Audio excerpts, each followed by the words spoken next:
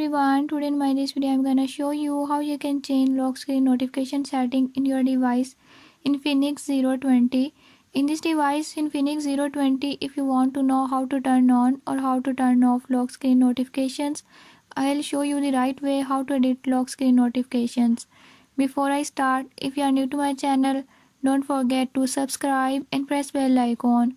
Watch complete video and learn how you can do it.